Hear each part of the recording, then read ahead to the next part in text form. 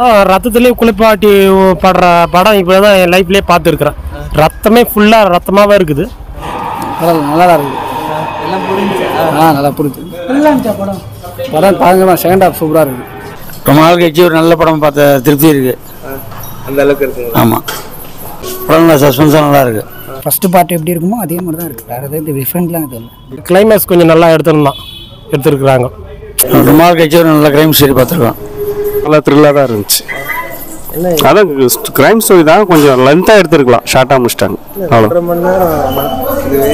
படம் போரெல்லாம் அடிக்கல, நல்லா தான் இருக்குது. நல்லா தான் இருக்குது படம். மியூசிக்கெல்லாம் ஓகே தான். ஒன்லைன்னா நல்ல கிரைம் ஸ்டோரி. ரத்த கலரியாக இருக்குது. ஆன்லைன் ஸ்டோரியா சசி சொல்கிறா வந்தான் உட்காந்து எல்லாம் ஜாலியாக பேசுகிறாங்க. அப்படி ரொம்ப எடுத்து அடுக்கிறாங்க, போகிறாங்க வராங்க, ஆப்ரேஷன்லாம் பண்ணுறாங்க. போய் பார்க்கலாம், ஆப்ரேஷன் போய் எப்படி பண்ணாலும் நல்லா பார்க்குறான்.